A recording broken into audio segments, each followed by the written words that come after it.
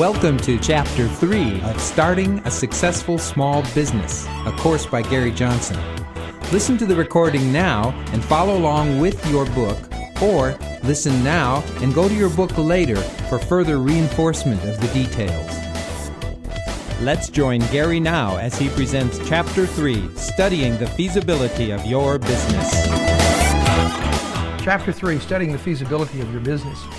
In Chapter 1, we discussed, should I become a small business owner? We've determined that. In Chapter 2, we discussed what is the right business for you. And then Chapter 3, we're going to answer, is this business a good or feasible ideal?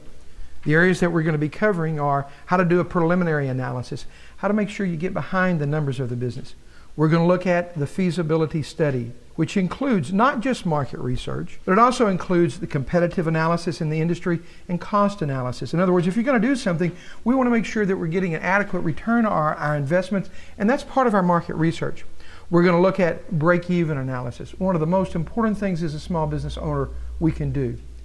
We're going to even actually make some sample break-even calculations. We're going to look at a feasibility analysis worksheet, a sample customer survey, and finding data, gems of wisdom within the existing industry that you're in. In other words, where to find industry, financial, and operating ratios. So let's get started. This chapter concentrates on areas you must consider seriously to determine if your ideal represents a real business opportunity. In other words, do you know what you're getting into? Getting into the right business at the right time is simple advice, but advice that is extremely difficult to implement. Action in life can be reduced to two factors, positioning and timing. If we're not in the right place at the right time, we cannot possibly take advantage of what life has to offer. So let's talk about preliminary analysis. Preliminary analysis is basically asking the question, should I get into this business? Now, your business concept needs to cover 4 specific areas. Let's assume for a minute that your business you want to start is a retail clothing boutique. 4 questions we need to answer is, what is the real product or real service you're offering? Remember, Kodak sells memories, not film and processing. Number 2, who's the real customer? Your customer is the person or business that pays you. In other words, the source of your revenues. If you sell to beauty salons, is it the beauty salon owner, the hairstylist, or the person getting their hair fixed? Number 3, what is a value proposition? The value proposition is the benefit that is being provided to the customers. In other words, what will the customer buy from you? In other words, what's in it for them? And then number 4, how will the benefit be delivered to the customer? What is the distribution system? Is it one-on-one, by mail, over the internet, in your store, or from your home? Each of us need to develop what we call a clear, concise, and direct sentence that includes all 4 of these components of your business concept. This is what we call your elevator pitch. A conversation that begins when the elevator door closes and ends when the door opens at your floor. In Chapter 3, page 3, we've written one of these down for you as an example for companies in the power equipment business. And what their elevator pitch says, one sentence that sums up who they are. Gentech is in the power equipment business, providing contractors and developers solutions to power needs in remote areas through rental equipment outlets. For them, that says it all. It says what their product, their service, who their customer is, what they're going to be getting, and the benefit to the customer. Now, let's determine whether your ideal meets the basic requirements for a successful new project. 1, does your product or service, business, serve a presently unserved market? 2, does the product, service, business serve an existing market in which demand exceeds supply? 3, can the product, service, business successfully compete with an existing competitor because of an advantageous situation, such as better service or better location? Now, let's talk about how to collect some of this preliminary information. You'll save yourself a great deal of time, trouble, and money if you put your ideas to the test before you try to implement them. Let's talk about some of the specific areas. You may want to start out by asking your friends and associates to help you evaluate your concept. Please be very careful in this area. Why? Because many times friends, relatives, and families are not always honest with us. Why? 2 reasons. 1, they may not want to hurt your feelings. They may think it's a crazy idea, but instead of saying what they really think, they go ahead and tell you it's a great idea because they don't want to to offend you or to get in an argument with you. The second reason that family and friends may not always be the best source is because many times if we try to improve our own personal financial position, in other words, we try to do better in life, sometimes our friends or those that are at the same socioeconomic level as we are don't want us to get ahead. And so they may be telling us things that keep us from really fulfilling our dreams. Now, sometimes they may be right, but sometimes they may be just wanting to hold us back, and we need to be able to figure out which one is which. And we do that by doing more market research, not just from friends and relatives. Another way, ask potential customers how much they pay for your product or service. Their answers will help you focus on your potential market. Consider whether you're excited about your idea. Will you actually enjoy the work that will be required to make your venture a success? If not, move on.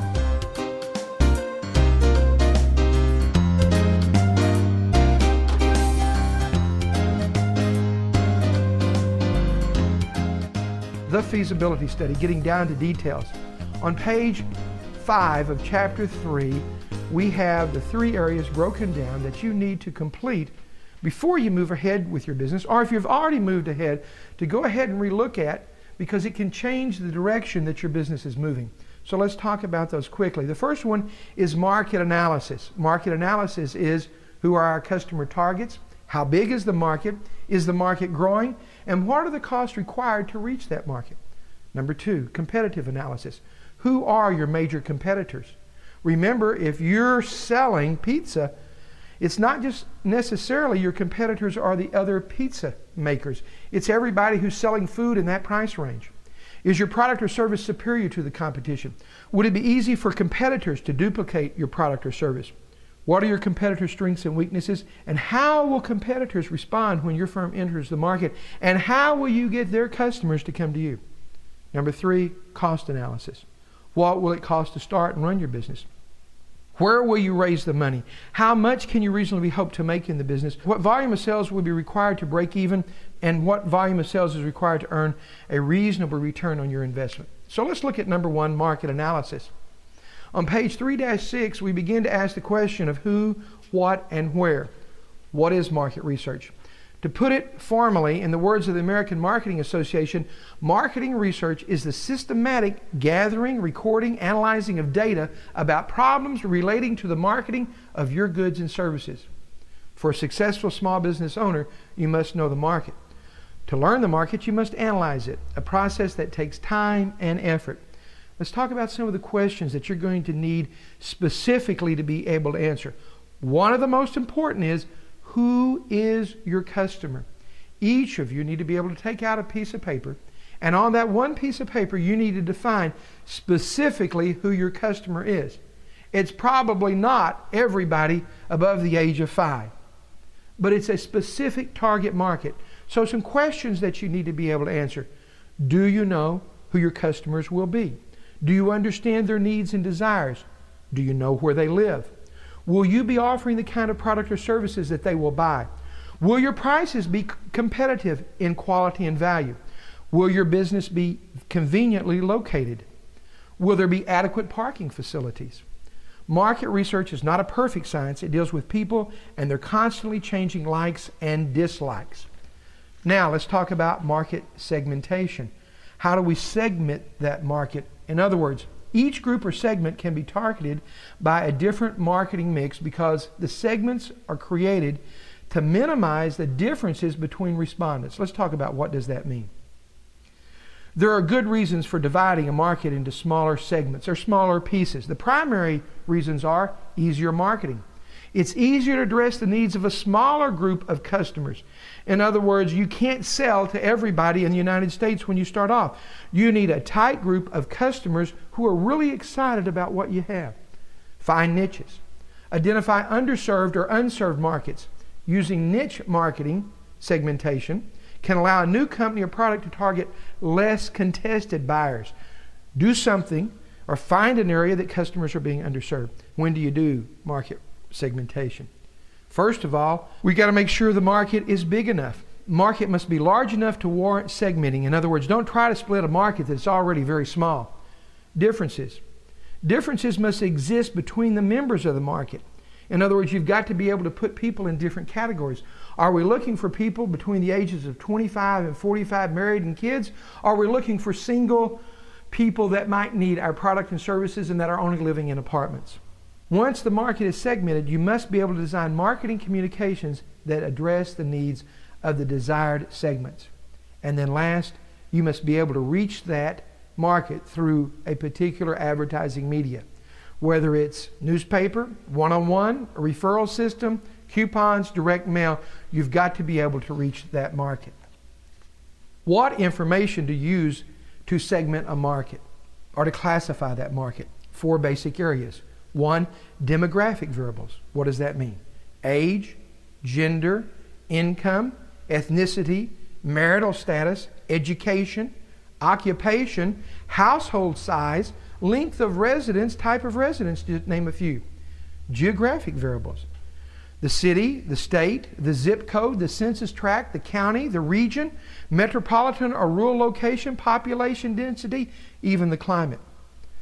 Psychographic variables. These deal with things like attitudes, lifestyles, hobbies, risk aversion, personality traits, leadership traits, magazines they read, television programs they watch, and then behavioral variables. Things like brand loyalty, usage level, benefits sought, distribution channels, and how do they react to the way you market? Why do market research? It's tough. Impossible to sell people what they don't want. Remember the Nehru jacket? We've got to find what our customer wants. Marketing research focuses on organizing marketing information.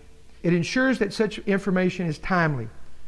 It provides what you need to know. It reduces the risk of the business. It spots problems and potential problems, identifies profit and sales opportunities, and it gets basic facts about your market to help you make better decisions and set up plans of action. The dilemma for small business owners is that properly done market research can be fairly expensive, takes time, and may even require professional expertise. Acquiring all the necessary data to reduce the risk of your business may cost so much and take so long that you may go out of business before you even get in. The answer is to find a quick and inexpensive way of getting enough data to help you make the right decisions most of the time. Some obvious pitfalls in doing your market research are using a sample that does not represent the total market, asking the wrong questions, not listening to the responses, building biases that distort the reliability of the information, depending upon how you ask a question. If you ask somebody, "You do like this, don't you?" then what are they going to say? Yes. And you got to make sure that you don't ask leading questions, letting arrogance or hostility cut off communication at some point in the marketing process. On the bottom of page 3-9, if you're looking for information on the state of business in the United States, there's a single source for everything from regional and industry outlooks to job forecasts and consumer spending trends. What is it? It's the website for the Bureau of Labor Statistics. We have that listed. It's www.bls.gov. It's a source of information that we're going to ask each of you to take a look at and begin to compile the demographic and market research information for your business. Now, how do you go about market research? Well, let's talk about some ways. License plate analysis. In many states, license plates give you information about where a car owner lives. So if you're talking about a particular area that your business is going to be in, then you may want to go through there and just write down license plates. You can generally get information from state agencies on how to extract this information from license numbers. By taking down the numbers of cars parked in your location, you can estimate your trading area, how far these people are coming from. Knowing where your customers live can help you aim your advertising for good effect.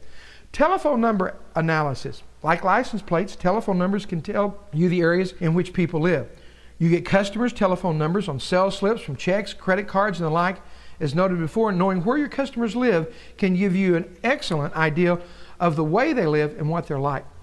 You can check the relative effectiveness of your advertising by coding coupons and including phrases customers must use to get a specific discount. People watching. You can learn a great deal about your customers just by looking at them. How are they dressed? How old do they appear to be? Are they married? Do they have children? This technique is obvious, and most owner-managers get the feel for their clientele just in this way. But how about running a tally sheet for a week, keeping track of what you're able to tell about your customers from simple outward clues? Customer surveys. If you're a business owner, these questions are for you. Have you conducted your own private interview of customers? Have you personally talked to at least 50 to 60 customers to find out what they like and dislike about your business, product, or service? On page 3-46 is a sample customer survey. I would suggest each of you copy it and use it in your business as something to bring what we call internal data, things that you already know about your business but may not really be aware of. An advisory board. Occasionally convene a group of local people whose opinions you respect to act as a sounding board for new ideas. User groups. Gather customers together to discuss new ideas. Their opinions can keep your business on track. An informal survey. If you seek feedback from customers by simply asking, "How was everything?" you can be seriously misled. Most people, even those with legitimate complaints, are reluctant to speak out because they are afraid of appearing foolish. This tendency is probably more widespread in smaller communities where friendships often stand in the way of critical review. Also, if your attitude is such that customers feel complaining will not do any good, you may be antagonizing customers without even knowing it. One solution is to take a few customers aside and ask them some sincere questions about how your business met their expectations and where it fell short. If your customer appears uneasy, don't press the issue. You'll only force him or her to give you a pat answer. If you get a good response, take notes. Follow-up letters thanking the customers and telling them what you plan to do with their suggestions. A suggestion box can even work if you're already in business. Read the suggestions. Do something about the suggestions. Reward those who give you good ideas. Sample survey. Canvass the neighborhood you're in.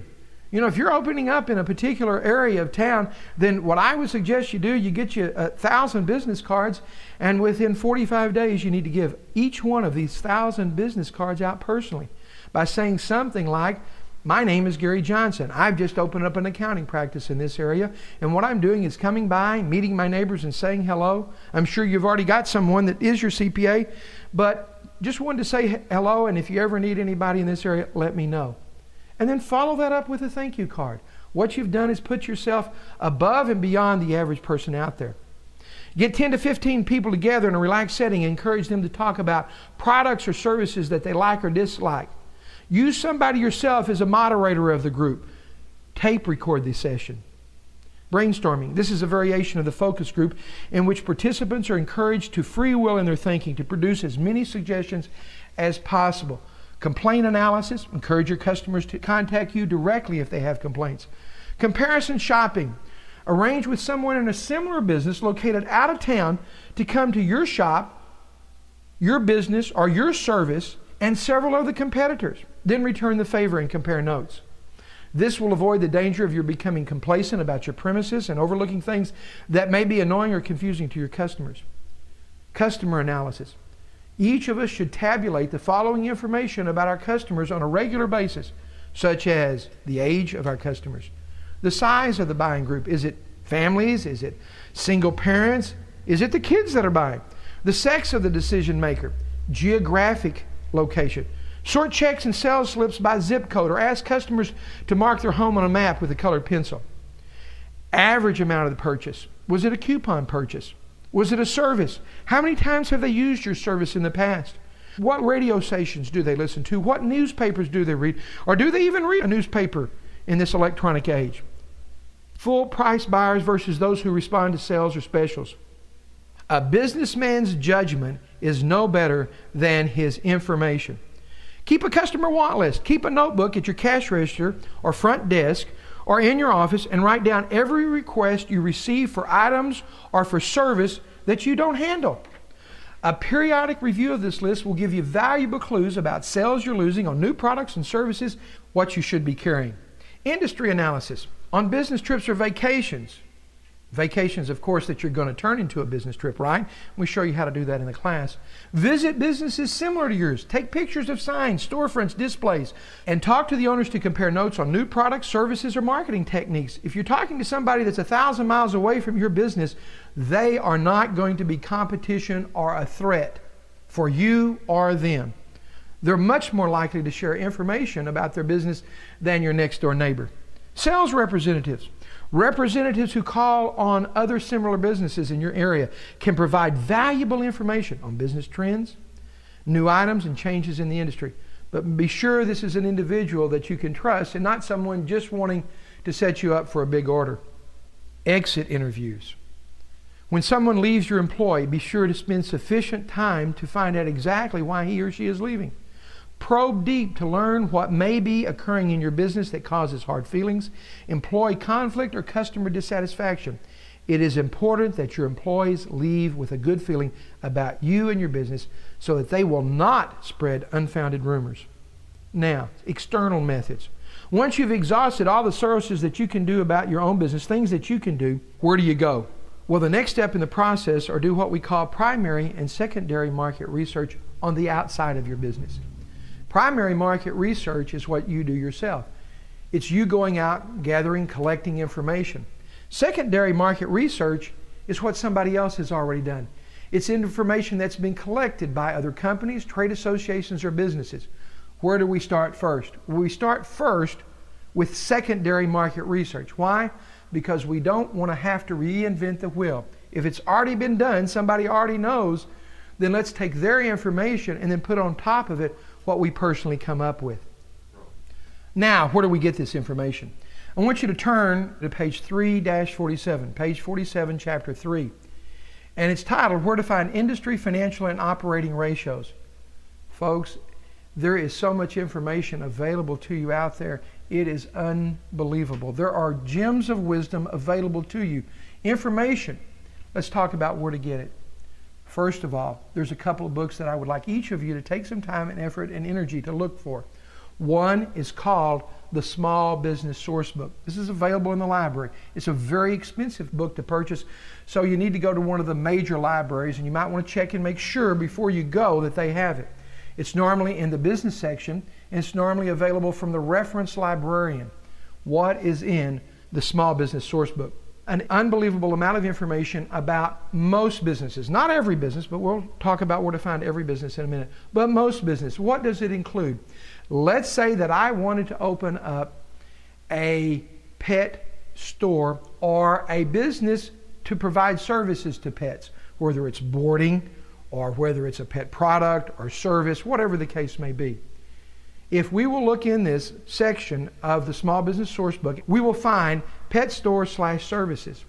And in there, what they have done is they have compiled information about where to get information on pet stores and services. Now, the Small Business Source Book doesn't have the information itself, but it has of where to go get it. And if you'll get that book, you'll find that it starts off by telling you all kinds of books and references that have been written on how to start and run that specific business and that specific industry. What's available in the Small Business Source Book? Well, first of all, the first section normally deals with sources of information with regard to how to start and operate that business. People that have already been in that industry that are willing to give information, books, literature, magazines that have been written specifically on the operating guidelines for that business. Number two, trade associations, primary trade associations. All of us who have been in business for very long normally realize that there's a trade association, whether it's the BBSI, which would be the Beauty and Barber Supply Institute for the salon industry, whether it's the NRA, the National Rental Association. There is an association out there for almost any business in the United States. Electrical contractors, heating and air conditioning, pool maintenance. There is even a quick oil, lube, and change association. Why do we want to become members of that association? Because of the information that we receive. They have and compile information from their members. What does that mean? They give you operating characteristics. In other words, if you were going to open up a rental store, they can tell you what your rent per square foot should be. They can tell you how often you should rent that lawnmower and how long you should keep it and what price you should charge. So they have a tremendous information. I'm going to encourage everyone to join their primary or association or at least one of the associations within their industry for this information. What else is in the Small Business Source Book? Sources of supply, consultants, magazines, trade shows, conventions where many of the people just exactly like you are going to be. So the information in the Small Business Source Book is extremely critical. Take your nickels, dimes, quarters, and a pad of paper down to the library. You can make copies out of it for business purposes, for training purposes, for education purposes. Now, not every business in the world is in the Small Business Sourcebook, but there is another book that I would challenge you to look in called the Encyclopedia of Associations. Both these books, the Small Business Sourcebook and the Encyclopedia of Associations, are by Gale Research Company. And again, if you'll talk to the reference librarian, who will be more than excited because only about 3% of the small business owners ever go into a library, they'll be glad to help you. What's in the Encyclopedia of Associations? In the Encyclopedia of Associations is exactly what it says, a listing of all, not just some, all of the associations. There are over 12,000 associations listed in this book, all the way from people like the Flying Funeral Directors of America to the National Sauerkraut Packers. And so they have a tremendous source of information. I'm going to suggest that you join that association again, and if at least not join, call them, send them a letter, and that information, the phone number, the email address, the website is all available in that book, the Encyclopedia of Associations, and find out what information they have that's already been put together for your business. Now, if you look on page 3-16, we have some sample secondary market information. And we get that information from, at the top of that page, and it's available free to you at www.infods.com/free data, and that's on the top of page 316. These statistics are available for any zip code in the United States. And they'll take that particular zip code that you may be interested in and compare that to the national. For the Fort Worth area, zip code 76137, and we've looked at the total population versus the national population. And it breaks it out between ethnicity, the population, the median income, and the home value. Now, in addition to that, on page 317, there's another website. It's available. It's called www.zapdata.com. Free market analysis with information regarding market size statistics, market analysis by company size, market analysis by state, market analysis by metro area, and market analysis by specialty. We picked one up for florist. And for a florist, their code is 5992. It gives you the number of establishments in the United States, because we did it for that. Size, how big they are, how small they are. It tells you the total sales. It gives you the average number of employees. It gives it by state or geographic area. A tremendous information. So in other words, if I was wanting to know how many floral shops there are in Houston, Texas, instead of me trying to count them, I can go to this report, I can get a good listing, I can go to the trade association, or I can go to the Small Business Sourcebook and find that information. Why should I spend hours and thousands of dollars on collecting information that somebody else has available free? On page 318, U.S. Census data. We have their website at the top of that page. I encourage each and every person to sit down and take a look at this. The amount of information that is in there is staggering. If you're looking for individuals of a certain age, of a certain ethnicity, if you're looking for businesses, that information is available. The types, the ages, the groups. It's so much information that you can spend 3 or 4 hours and collect information that on your own would take days and weeks and thousands of dollars to accumulate.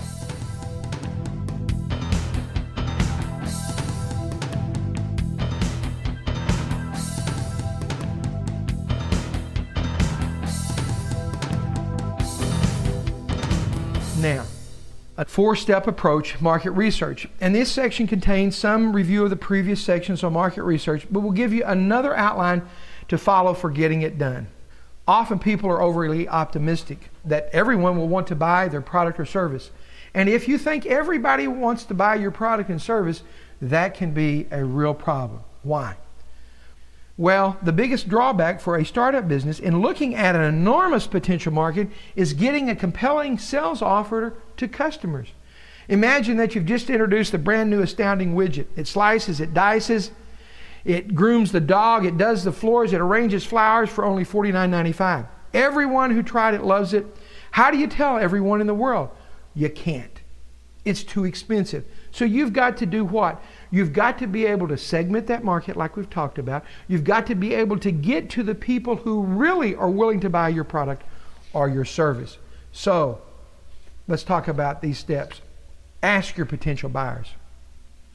The most direct way to find out who wants to buy your product and service is to take it to the potential buyers. Let them see it, let them use it, then ask them what they think about it. What do they like? What do they not like? So, market research activity for step 1. We want you to bring together a group of people who you think might be interested in your product or service. Collect information from them that you think is relevant to their purchase of the product or service. For a consumer product, that may be age, gender, marital status, income. Now, you ask them about the product and then let them try it. How do they feel about it? Is it something they'll buy? Would they buy it? Would they recommend it? Would they refer it to someone else? Are there any features that they'd like to see in it? Would they like to see it change? Where would they buy it? Step 2, estimating market size. That can be tricky for any of us. But using the market research data and the trade association data, we can find the size of the market in our particular area. And as we've already mentioned, that's something you want to do. Instead of trying to sell to the whole world, sell to that specific market that you're in. So market research activity, step 2. Take the results of your informal focus group from step 1 and see if you can classify the most likely buyers and users of your product or service. Then use the resources that you can find to estimate the total size of the market. What resources? Like we've mentioned, the U.S. Census data, www.census.gov. Answer the following questions. Who is likely to buy your product or service? In which demographic groups? Age, gender, income, and how many potential customers are they in that area? Step 3, take it local. If you're in Texas, instead of trying to sell to people in California, see if you can sell in Texas. See if you can sell within 50 miles. A lot of business owners look way beyond their own geographic area. It's much easier to launch a product in your own area. It's much easier to get product information and to get feedback and to get control. Step 3, now it's your turn to get local. Although your market may be spread across the country, you need to determine which areas have a significant amount of your target customer. So go to the Census Department for statistics on market size and people and business commerce, on trade associations in your particular area. And then last, getting a lay of the land. In order to do a great job of selling, which is what you're going to be doing, you need to find out how things are currently being done in your industry. And again, that's collecting that trade association information using the Encyclopedia of Associations and the Small Business Sourcebook. So, your assignment. Find your industry's trade associations and trade magazines. In most cases, it will be possible to get an initial complimentary copy of a magazine. In some cases, trade magazines will be free to the subscriber who is active in that business. Find the trade association that will work best for you. You may need to be a little creative, particularly if your business is something that a great deal of people choose, such as hobbies, because there may be a lot of trade associations. Market research wrap-up. Finding this information will probably take you a number of hours, especially once you begin looking for industry practices. It's time, however, that will be well spent because it will let you target your customers. That means you won't spend your resources on people who are highly unlikely to buy, and you'll find the way that comparable products and services are sold and learn a lot about the finances in the industry. Good luck with your research. You can do it right, even if you're tiny, as long as you pay attention to the details and follow the leads that make sense to you and your business. Take special notice of the numerous market research internet resources available to you at the end of this chapter.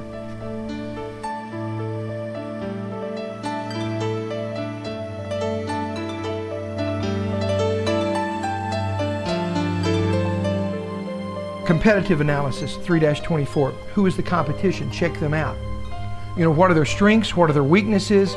Make a list of your competitors. Include the big ones and include the small ones. Now, get a look at evaluating what they do. Ask yourself these kind of questions. How long did it take them to answer the phone? Did they get the order right? How long did it take them to get your product or service delivered? What are we talking about? That doesn't mean that if you're wanting to put a new muffler on your car and you're going to be in the automotive repair business, you have 12 different mufflers put on by 12 different places. But what it means is you may mystery shop their stores. Go in, find out what you like about what they do, how they do it, their pricing. Shop them as a customer, not as a competitor. Now, you've got your list of competitors, where they are and what they offer. You know what they do well and what they do that disappoint the customers. That's the basis of the business section plan. List your competitors and divide them into the serious ones and lightweights. List their strengths and weaknesses and how you plan to take advantage of their weaknesses and respond to their defenses.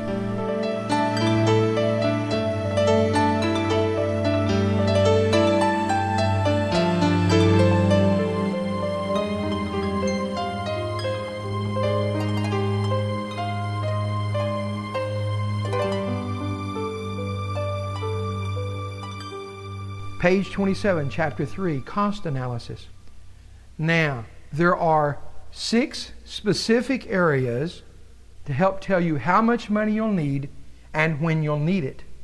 And those 6 areas are capital requirements, that's the startup cost, a projected balance sheet, we'll talk about what that is, your sales forecast, your projected income statement, and your projected, or sometimes called a pro forma, cash flow, and then break-even analysis. So let's start. Capital requirements. This will help you calculate how much money you'll need for the permanent investment in the business. And the startup, these are the one-time expenses. Let's talk about what they can be. They can be things like fixtures, equipment, starting inventory, decorating, remodeling, installation, deposit of utilities, legal professional fees, license, permits, insurance, advertising for the openings and office supplies. Now I'm going to give you some advice here. You can take it if you want to or not, but I've found that it's almost always true that 2 things occur in business. 1, everything will take you longer to do than what you think it's going to take. And number 2, everything will cost more than what you think. I don't know why sometimes when we do an estimate we come back and say, gee, this is going to be less, but it always seems to be more. So what does that mean? That means we need to put a reserve in. That means we need to make our very best estimate based on the facts and the information that we've collected, but then that we also put a reserve in there, an estimate, a fudge factor of somewhere between 15 and 20%. Now working capital, what is that? Working capital includes what you need to keep the business open and to open the business, including such ongoing and everyday expenditures as inventory, if you have that, raw materials, accounts receivable. What does that mean? If you sell to somebody and they don't pay you immediately, you've got to finance that sale. Money for hiring employees, the general operation of the business until such time as you become consistently profitable and can fund the operations out of the cash flow of the business. Working capital can include the following: your salary, other people's salaries, rent, raw materials, storage, distribution costs, office supplies, telecommunications, fax, computers, office equipment, deposits for electricity, insurance, utilities, car expenses, maintenance. On the bottom of page 3-29, we have a little way of calculating that and a place for you to list your one-time startup costs, your working capital needs, and a reserve. This is the basic amount that you're going to need to start that business. On page 3-30, we talk about putting a balance sheet together. And certainly we're not trying to make accountants out of you, but you at least want to be able to understand a balance sheet. A balance sheet is a financial snapshot of your business at an exact moment in time. So, what does that mean? Even if you're not an accountant, you want to be able to list all your assets, that's what you own, and all your liabilities, that's what you owe, and the difference between those will be the equity in your business. Now, the equity of your business comes from 3 sources. 1, that's the amount of money you put in. 2, the amount of money that others put in, investors. And number 3, it comes from the earnings of the business. In other words, selling your product and services higher than your ongoing expenses. Most of our equity in our business comes long-term from being a profitable business. A sales forecast. I sat down with a lady that was going into the advertising and promotion business, and I said, one of the first things we need to do is to put together a sales forecast for your business so that we can look at the profit and the cash flow. And she said, I've never been in business. I don't have a crystal ball. There's really no way that I know that.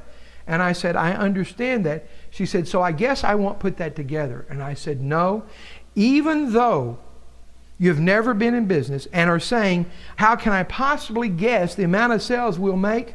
The answer is, you must. Base it on that information that we've talked about before. The trade association, talking to friends, families, and customers, shopping the competition and looking at industry data. using this U.S. Census Bureau website and looking at a reasonable expectation of what that business may have. On the top of page 3-31, we have a sales forecast for an entire year period of time.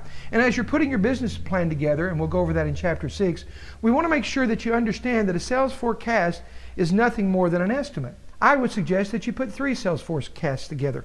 1, what you think you're most likely to do. 2, the worst case. In other words, if everything goes wrong, this is the worst I can do. And then number 3, if everything goes perfect, what's the best I can do? Please understand, if you're estimating that next year's sales are going to be $120,000, do not divide that by 12, which gives you $10,000 a month, and say that sales every month are going to be the same. Why? They're not. If you take a business plan together that shows even sales for every month in the business, your banker or investor is going to realize that, number one, you probably don't know what you're talking about, because all businesses have seasonalities. Even a new business that perhaps we don't have seasonality, but they're startup. It takes longer. We're not going to do the same in the first month of business as we are in the 10th month. And you need to make sure your estimates reflect that. Now, where do we get some of this data? First of all, we're going to look at industry averages. Where do we get those industry averages?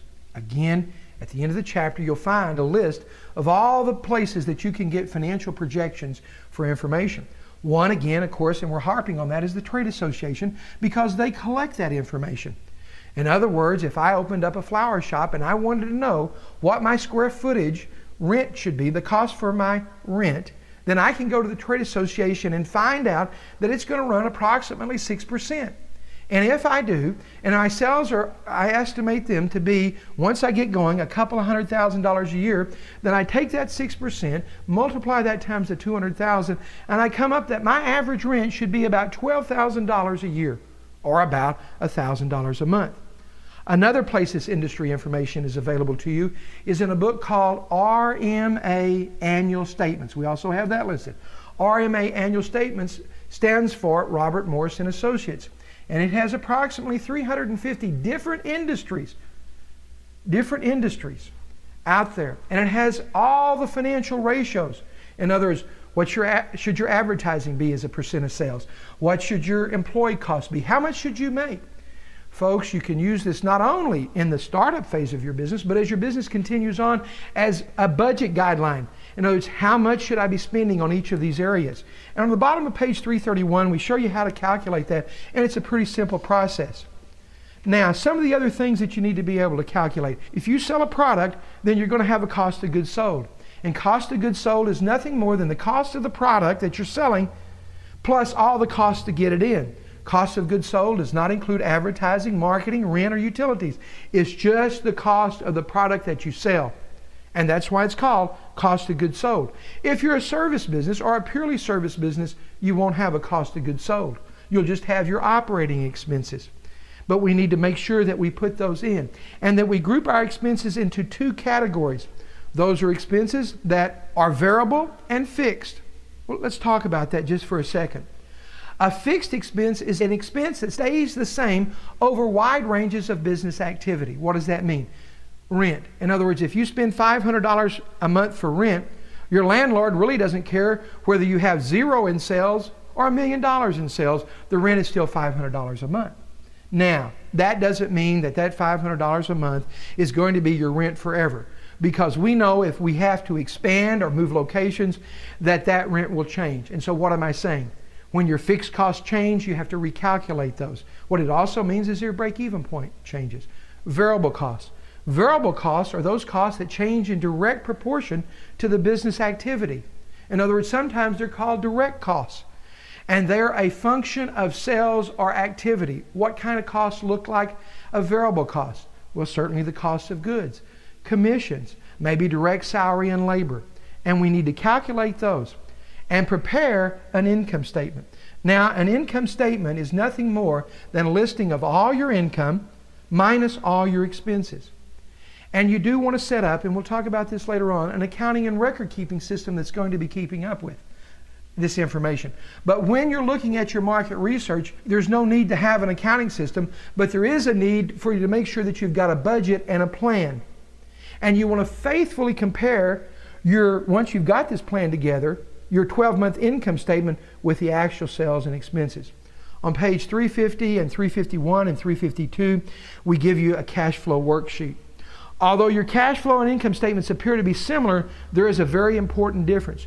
Your cash flow includes details of the time when the revenue is collected or the expenses are paid. In other words, if you sell a product in January, but you don't collect on it until March, you may show the sale on your income statement in January, but the cash may not flow until March. And so we need to understand the difference between those, and we need to have a cash flow statement for our business.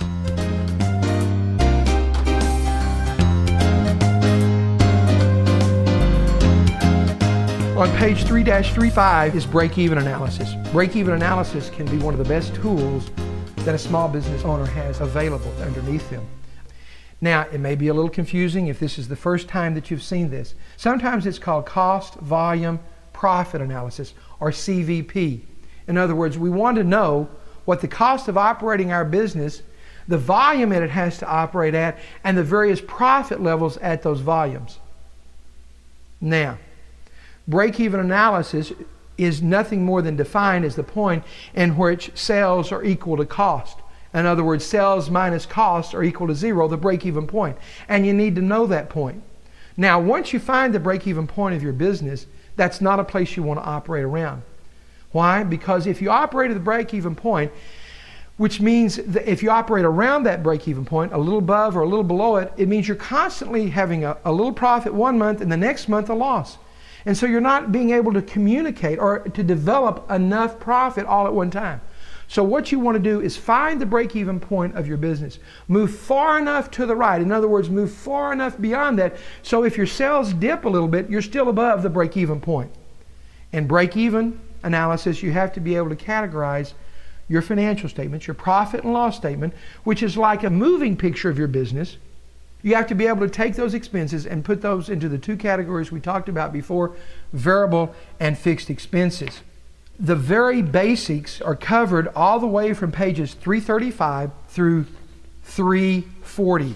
And we cover break-even analysis in detail for those of you who have a product business and a service business. Here on the tapes, because we don't have the ability to show you the math, then what we're going to talk about it is general. And when we get into the class, we'll calculate your break-even point. Or another way to do that is to call your instructor and say, hey, I need some help, and this is part of this class. I need some help calculating my break-even point.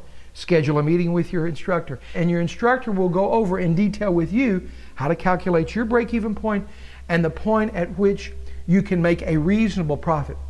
The break-even formula is very simple. It's on the middle of page 337. And the break-even point is nothing more than taking your fixed cost, that's the total cost of operating your business, and dividing by the contribution margin per unit if you sell a product. If you sell a product, the contribution margin per unit is defined as sales minus variable cost.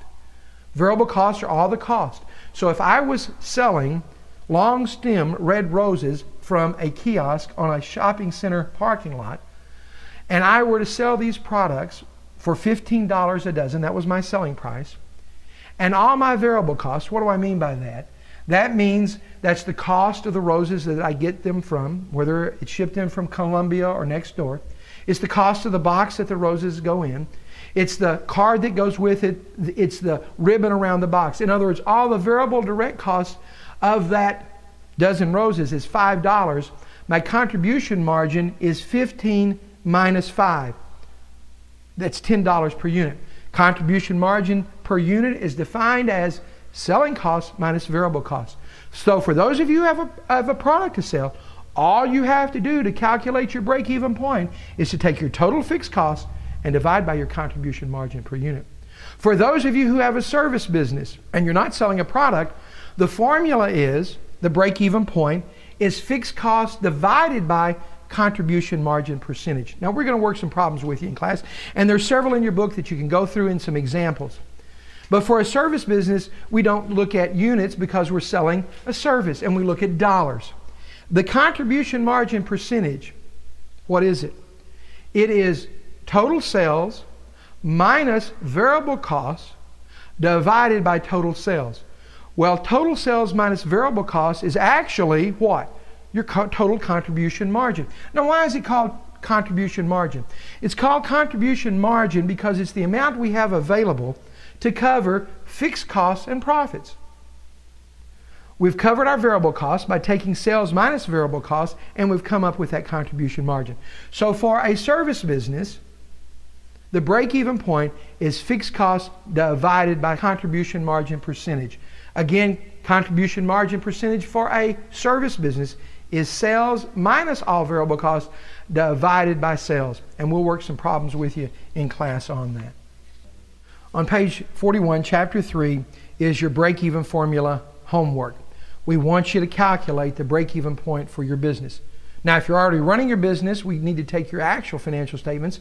If you're not already operating your business or you've been up for a short period of time, we're going to look at a combination of both actual and budgeted figures. And then we're going to calculate this for you in class. So what we'd like for you to do before class, if you can, if you don't, it's okay, is to come by the office or at least give us a call or at least make an attempt to calculate your break-even point. And then in class, we're going to work some specific examples. After the class, if you need some help, we'll be glad to sit down with you individually and calculate your own personal break-even point.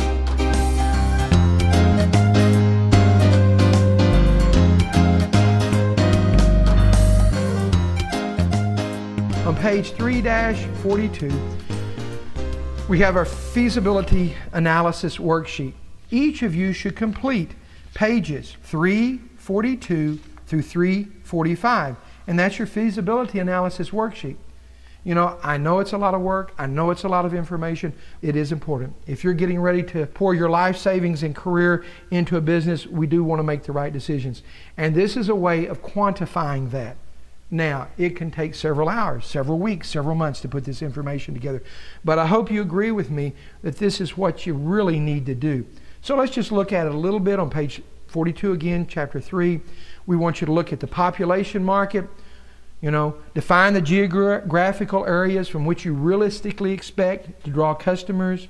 What's the age distribution? What's the per capita income? Can you appeal to that market? Your competition.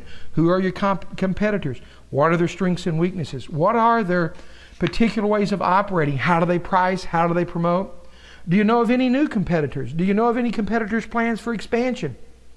Do you know the sales and market of your competitor, at least an estimate of those?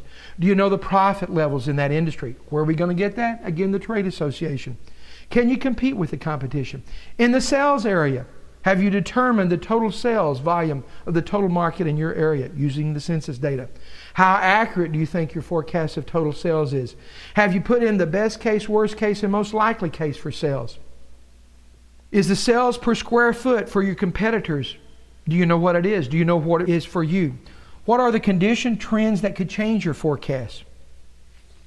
How do you plan to advertise and promote your product or service? Forecast the share of the total market that you're going to get. Have you been optimistic or pessimistic? Do you need to hire an expert to refine the sales forecast? And are you willing to hire an expert? Supply. Make a list of the inventory and operating supplies you need. Do you know the name and location of each source of supply? Do you know the price range? Do you know what the delivery schedules are and what the terms of sale are? Do you know what the credit terms are? Do you know the financial condition of your supplier? If you get in with the supplier and they go under, do you have another source? Will the price available allow you to achieve the markup that you're wanting? Your expenses. Do you know what your expenses are for each category in your business? Rent, wages, insurance. Do you know what the expenses are for direct and indirect and fixed? What are those variable costs and fixed expenses? Do you know how much overhead you'll have? Do you know what your selling expenses are going to be?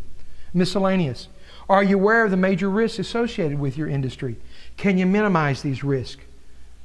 Are there risks beyond your control? Venture feasibility. Are there any major questions remaining about your proposed venture? What are the questions that you have because of lack of data? What are the questions you have because of lack of management skills? Do the above questions arise because of a fatal flaw in your idea? Can you obtain additional needed information?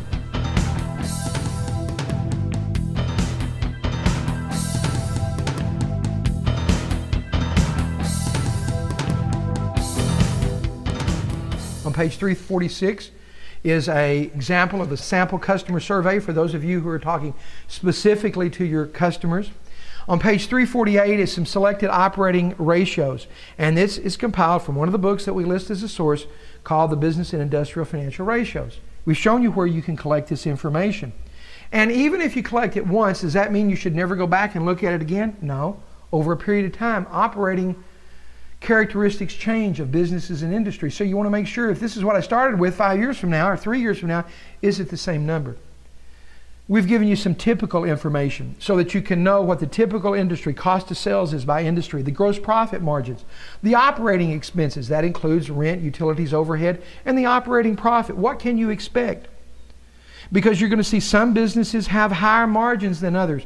Some businesses have more startup capital, and we want to know that. Again, on page 347, where to find industry and financial operating ratios. One of the other books I'd like to mention on there just real quickly, it's a book called by Financial Resource Associates. It contains financial and operating ratios for about 50 lines of small businesses, normally those that do under $1 million in capitalization. And a good thing about this book, it lists the average, but then it also lists the top 25%. This is usually in the library. If not, sometimes you can get this from a banker or a Chamber of Commerce. On page 349, we deal with operating ratios as a percent of sales. In other words, if I were to come to you today and ask you, what is your cost of goods sold as a percent of sales? You need to know that number. If I were to ask you in a service business, what's the cost of labor as a percent of sales? You should know that number. If you're selling a product or service and it's sold on time, do you know how long it takes you to collect that? Do you know what your ratio is? And on the bottom of page 349, we have a listing of selected financial ratios. And let's look at those just real quickly. A couple of them. One is called the current ratio. What is the current ratio? It's a measure of how liquid your business is. In other words, liquidity deals with cash. And the current ratio, you take your current assets, those are assets that are going to be turned into cash very quickly or are already cash, like cash, accounts receivable, and inventory, and you divide that by current liabilities. Current liabilities are what you have due in the next few months, next few weeks. The formal definition for a current liability, it's a liability that's due within one operating cycle or within the next 12 months. An operating cycle is defined as the period of time from when you purchase the inventory, make a sale, convert it into accounts receivable, and then collect the money back. That's an operating cycle. So what happens if when you take current assets dividing by current liabilities and come up with a number? The example we've showed you that the average is 1.2. What does that mean? That means you have 20% more current assets available to cover your current liabilities. Means we're probably okay. Means we may have enough adequate cash if we don't have too much inventory to pay for our liabilities. Another test is called the quick ratio. It's a more severe test of your liquidity because what it does, it takes just cash and accounts receivable and divides by your current liabilities. It says, do I have just enough on hand to take those? And we would like for that to be at least 1.0. For most businesses, it's not. What does that mean? It means we'd like to have enough liquid assets to pay our current liabilities even if we don't sell anything else. On page 3-50 is a 12-month record of income. And you can use this to prepare your net income statement for yourself once you're in business. Or certainly we want you to take a look at this and make sure that you put this together by month for at least a 12-month period of time. When you do your financial plan, most bankers are going to want to see your projection for next year, but not just by year, but by month. And so we have a place for all the expenses, and certainly you can add those expenses and those types of things you might need to add that are in addition to this. But we also have a place for you to show the industry average. In other words, when you go to that trade association and you find out, or to the Census Bureau, or to the Encyclopedia of Associations, or to RMA, Robert Morrison Associate annual statements, and you find out what the industry average is, then you want to put that in that first column. And then you can use that as a tool to compare your numbers to. Now, it doesn't mean it's going to be the same, but you need to understand why there are differences and if there are differences. And then on page 351, we show you a sample startup cash flow budget. Certainly you need to have it for 3 months. We would certainly encourage you to have it for the next 12 months. So on page 352, we put a 12-month cash flow, the formats for you, how to get that to going, and then we have a place for you to put your totals.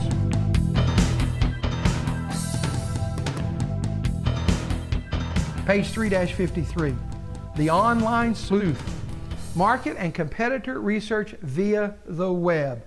we have given you a large number of internet search engines that you can check on your competitors, the industry trends, and customer opinions through online research. We've listed several of them.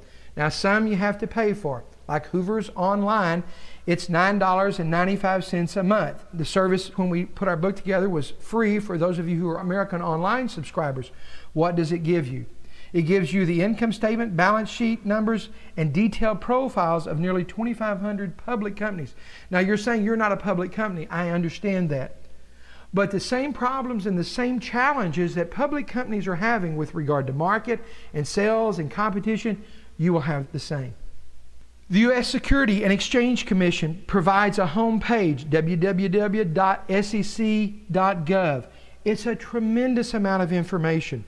There is also a Fortune 500 online.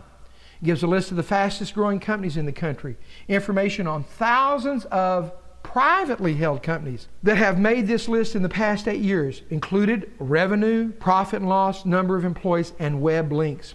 There's a news directory, lists to the website of more than 2,000 newspapers. You need to read, listen to the newspaper, the trade publications in your area. I know a lot of us today don't read the newspaper, but at least we need to be able to look at it electronically. Look at the business section, look at the classified section. Why? Because you're seeing other business owners advertise their products, promotions, and services on there.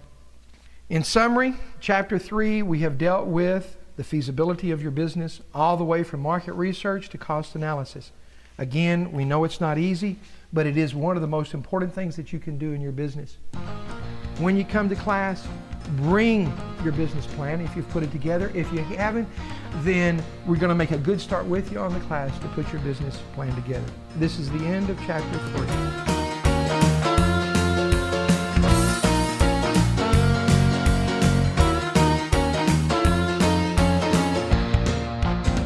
This ends Chapter 3, studying the feasibility of your business.